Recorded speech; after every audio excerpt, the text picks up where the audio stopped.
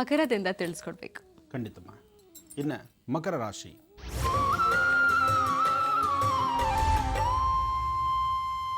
ಕಂಥವ್ರು ರಾಶಿ ನಕ್ಷತ್ರಚಾರ ಪ್ರಕಾರ ಬುಧ ಇರ್ತಕ್ಕಂಥ ಆಸ್ಥಾನ ಮತ್ತು ಗುರು ಇರ್ತಕ್ಕಂಥ ಆಸ್ಥಾನ ಎರಡೂ ವಿಶೇಷವಾಗಿದ್ದು, ಮಕರ ರಾಶಿಯಲ್ಲಿರ್ತಕ್ಕಂಥವ್ರು ಇವತ್ತು ಒಂದಿಷ್ಟು ಲಾಭವನ್ನು ಕಾಣುವಂಥ ದಿನ.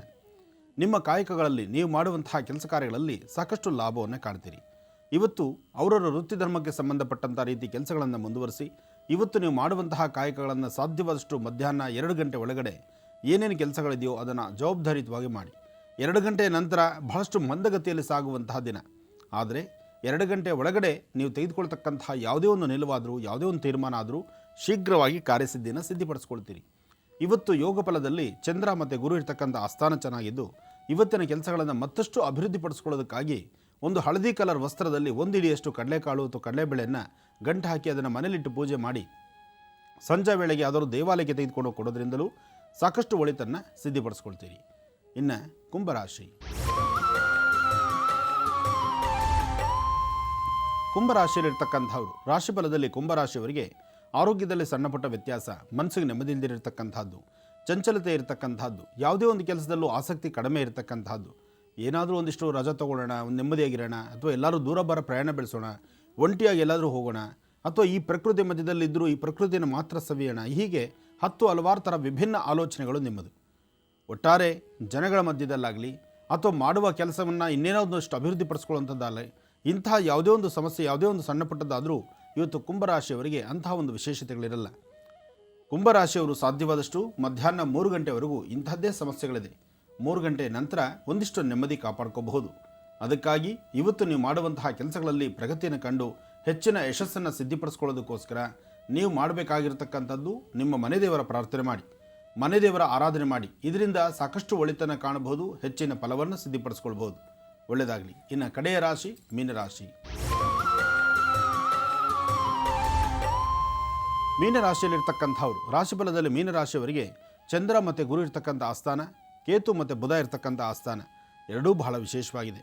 ಇದಕ್ಕಾಗಿ ದುರ್ಗಾ ಗಣಪತಿಯ ಆರಾಧನೆ ಮಾಡಿ ಸಕಲ ವಿಧವಾದಂತಹ ದುಃಖಗಳಿಂದ ಮುಕ್ತರಾಗಿ ಒಂದಿಷ್ಟು ನೆಮ್ಮದಿ ಕಾಪಾಡಿಕೊಳ್ಳಿಕ್ಕೋಸ್ಕರ ಶಕ್ತಿ ದೇವಸ್ಥಾನಕ್ಕೆ ಹೋಗಿ ಬರ್ತಕ್ಕಂಥದ್ದು, ಮಹಾವಿಷ್ಣು ಆಲಯದಲ್ಲಿ ಅರ್ಚನೆ ಸಂಕಲ್ಪವನ್ನು ಮಾಡಿಸ್ತಕ್ಕಂಥದ್ದು, ಸಾಧ್ಯವಾದರೆ ವಿಷ್ಣು ಆಲಯದಲ್ಲಿರ್ತಕ್ಕಂಥ ವಿಷ್ಣು ಆಲಯದ ಮುಂಭಾಗದಲ್ಲಿರ್ತಕ್ಕಂಥ ದಾಸರು ಅಥವಾ ಬಡಬಗ್ಗರು, ಕಷ್ಟದಲ್ಲಿರ್ತಕ್ಕಂಥವರು ಅಥವಾ ಭಿಕ್ಷುಕರು, ನಿರ್ಗತಿಕರು ಇಂತಹವರಿಗೆ ನಿಮ್ಮ ಕೈಯಿಂದ ಏನಾರು ಒಂದಿಷ್ಟು ವಸ್ತುಗಳನ್ನು ಏನಾರದಷ್ಟು ದವಸ ಧಾನ್ಯಗಳನ್ನು ಕೊಡೋದ್ರಿಂದಲೂ ಸಾಕಷ್ಟು ಒಳಿತನ್ನು ಕಾಣ್ತೀರಿ, ಹೆಚ್ಚು ಒಳ್ಳೆಯ ಫಲಗಳನ್ನು ಸಿದ್ಧಿಪಡಿಸ್ಕೊಳ್ತೀರಿ. ಒಟ್ಟಾರೆ ಇವತ್ತಿನ ದಿವಸ ಲಾಭದ ದಿನ, ಹೆಚ್ಚೆಚ್ಚು ಕೆಲಸಗಳನ್ನು ಸಿದ್ಧಿಪಡಿಸ್ಕೊಳ್ತಕ್ಕಂಥ ದಿನ. ಒಳ್ಳೆಯದಾಗಲಿ.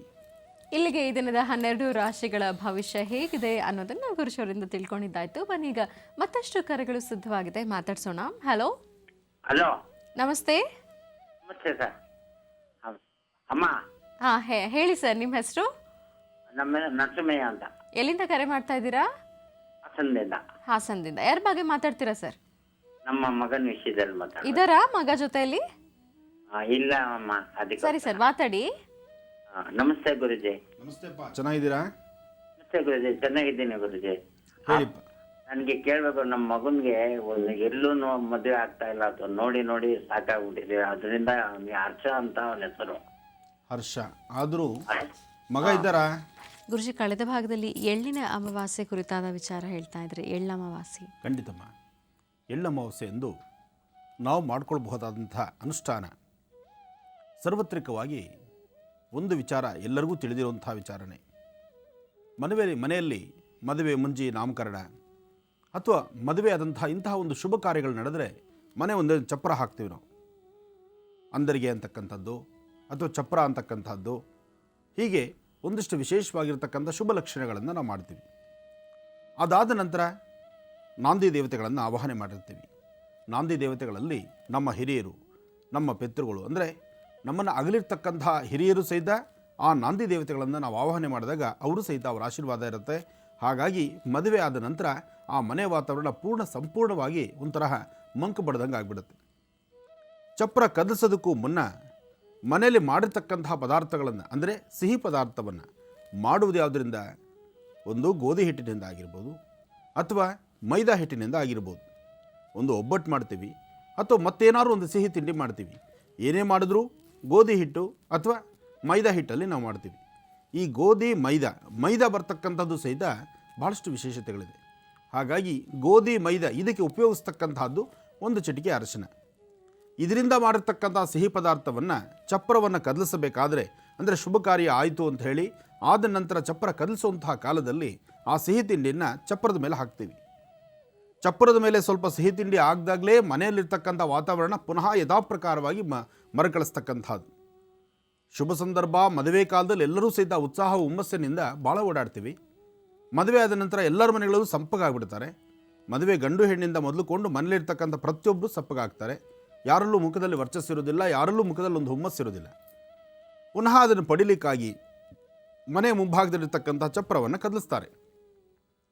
ಚಪ್ಪರ ಕದಲಿಸಬೇಕಾದ್ರೆ ಚಪ್ಪರದ ಪೂಜೆ ಅಂತ ಮಾಡ್ತಾರೆ. ಆಗ ಚಪ್ಪರದ ಪೂಜೆ ಮಾಡಿ ಅದರ ಮೇಲೆ ಒಂದಿಷ್ಟು ಸಿಹಿ ತಿಂಡಿಯನ್ನು ಹಾಕ್ತಾರೆ. ಇದು ದಡ್ಡರು ಮಾಡ್ತಕ್ಕಂಥದ್ದಲ್ಲ, ಅಥವಾ ಇದನ್ನು ಏನೋ ಒಂದು ಹಿಂದಿರೋರು ಮಾಡ್ಕೊಂಬಂದಿದ್ದಾರೆ ಅಂಥೇಳಿ ಇವ್ರು ಮಾಡ್ತಕ್ಕಂಥದ್ದಲ್ಲ. ಇದಕ್ಕೆಲ್ಲ ಅರ್ಥ ಇದೆ, ಇದಕ್ಕೆಲ್ಲ ಬಹಳಷ್ಟು ಮೂಲ ಅರ್ಥಗಳಿದೆ. ಆದರೆ ಇದನ್ನು ಮಾಡೋದ್ರಿಂದ ಮನೆ ವಾತಾವರಣ ಯಥಾಸ್ಥಿತಿ ಪುನಃ ಮರುಕಳಿಸ್ಬಿಡುತ್ತೆ, ಹಿಂದಿನ ಪರಂಪರೆಗೆ ಕಾಲಿಡುತ್ತೆ.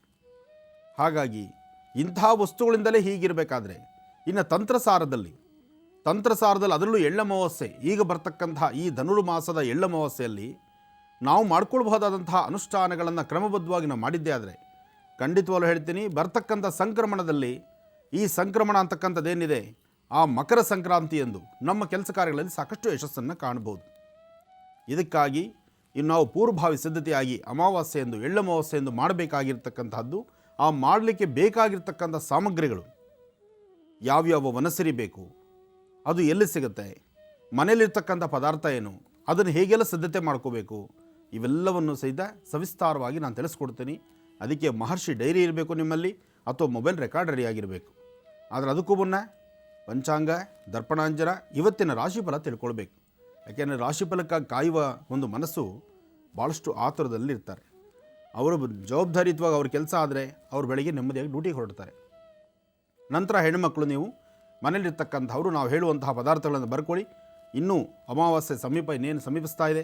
ಆದರೆ ಪೂರ್ವಭಾವಿ ಸಿದ್ಧತೆಯಾಗಿ ಬೇಕಾದ ಸಾಮಗ್ರಿಗಳನ್ನು ರೆಡಿ ಮಾಡಿಟ್ಕೊಂಡ್ರೆ ನಾವೇ ಸ್ವತಃ ಮಹರ್ಷಿವಾಣಿ ಕಾರ್ಯಕ್ರಮದಲ್ಲಿ ಇದರ ಕ್ರಮವನ್ನು ಹೇಗೆ ಮಾಡಬೇಕು ಎಂಬತಕ್ಕಂಥದ್ದನ್ನು ನಿಮ್ಮೊಂದಿಗೆ ನಾನಿಲ್ಲಿ ಮಾಡಿ ತೋರಿಸ್ತೀನಿ. ಅದೇ ಪ್ರಕಾರ ನೀವು ಮಾಡಿಕೊಳ್ಳಿ. ಒಳ್ಳೆಯದಾಗಲಿ. ಓಂ ಗುರುಬ್ರಹ್ಮ ಗುರುವಿಷ್ಣು ಗುರುದೇವೋ ಮಹೇಶ್ವರ ಗುರು ಸಾಕ್ಷಾತ್ ಪರಬ್ರಹ್ಮ ತಸ್ಮೈ ಶ್ರೀ ಗುರುವೇ ನಮಃ. ಗುರುವೇ ಸರ್ವಲೋಕಾನಾಂ ವಿಷಜೇ ಭವರೋಗಿಣಾಂ ನಿಧೇ ಸರ್ವವಿದ್ಯಾನಾಂ ಶ್ರೀಂ ದಕ್ಷಿಣಾಮೂರ್ತಯೇ ನಮೋ ನಮಃ. ಭಗವಂತ, ಯಾ ದೇವಿ ಸರ್ವಭೂತೇಷು ಮಾತೃರೂಪೇಣ ಸಂಸದಾ ನಮಸ್ತಸ್ಯೈ ನಮಸ್ತಸ್ಯೈ ನಮಸ್ತಸ್ಯೈ ನಮೋ ನಮಃ. ಓಂ ನಮಸ್ತೆ ಅಸ್ತು ಭಗವನ್ ವಿಶ್ವೇಶ್ವರಾಯ ಮಹಾದೇವಾಯ ತ್ರ್ಯಂಬಕಾಯ ತ್ರಿಪುರಾಂತಕಾಯ ತ್ರಿಕಾಗ್ನೇಕಾಲಾಯ ಕಾಲಾಗ್ನಿರುದ್ರಾಯ ನೀಲಕಂಠಾಯ ಮೃತ್ಯುಂಜಯಾಯ ಸರ್ವೇಶ್ವರಾಯ ಸದಾಶಿವಾಯ ಶ್ರೀಮನ್ಮಹಾದೇವಾಯ ನಮಃ. ಶ್ರೀ ಧರ್ಮಕಿನಾಮ ಸಂವತ್ಸರೇ ದಕ್ಷಿಣಾಯನೆ ಹೇಮಂತ ಋತು ಮಾರ್ಗಶಿರ ಮಾಸ ಕೃಷ್ಣ ಪಕ್ಷ 22/12/2016 ಗುರುವಾರ, ನವಮಿ, ಹಸ್ತ ನಕ್ಷತ್ರ. ನಕ್ಷತ್ರಚಾರ ಪ್ರಕಾರ ಚಂದ್ರ ಮತ್ತು ಗುರು ಇರತಕ್ಕಂಥ ಆಸ್ಥಾನ, ಶುಕ್ರ ಇರತಕ್ಕಂಥ ಆಸ್ಥಾನ ಇದೆಲ್ಲವೂ ಮಹತ್ತರವಾಗಿದೆ. ಗುರುವಾರ ಅಂದಾಗ ನಮ್ಮ ಧರ್ಮದ ಗುರುಗಳನ್ನು ನಾವು ಪ್ರಾರ್ಥನೆ ಮಾಡೋದರಲ್ಲಿ ತಪ್ಪಲ್ಲ. ಹಾಗೆ ಯೂನಿವರ್ಸಲ್ ಆಗಿ ಪ್ರತಿಯೊಬ್ಬರು ಸಹಿತ ಒಂದು ಅಗೋಚರವಾಗಿರ್ತಕ್ಕಂಥ ಶಕ್ತಿ ಇದೆ ಅಂತ ನಂಬಿರ್ತಕ್ಕಂಥವ್ರು ನಾವು. ಹಾಗೆ ಗುರು ಪರಂಪರೆಯಲ್ಲಿ ಗುರುಗಳ ಮಾರ್ಗದರ್ಶನ ಅಥವಾ ನೀವು ನಂಬಿರ್ತಕ್ಕಂಥ ದೈವದ ಗುರುಗಳ ಆರಾಧನಾ ಮಹೋತ್ಸವ ಗುರುವಾರದೊಂದೇ ಜಾಸ್ತಿ ಜನ ಮಾಡ್ತಾರೆ, ಮಾಡಬೇಕಾಗಿರೋದು ಹಾಗೇನೆ. ಹಾಗೆ ಇವತ್ತು ಅಶ್ವತ್ಥನಾರಾಯಣನ ಪ್ರಾರ್ಥನೆ ಮಾಡೋದ್ರಿಂದ ಧನುರ್ಮಾಸದಲ್ಲಿ ಬೆಳಗ್ಗೆ ಬೇಗೆದ್ದು ನಿತ್ಯ ಕರ್ಮಾನುಷ್ಠಾನ ಮುಗಿಸಿ ದೇವತಾರಾಧನೆ ಮಾಡಿ ದೇವರ ಪೂಜೆ ಪುನಸ್ಕಾರ, ದೇವಾಲಯಗಳ ದರ್ಶನ, ಕೊಡ್ತಕ್ಕಂಥ ಪ್ರಸಾದ ಎಲ್ಲವೂ ವಿಶೇಷವೇ.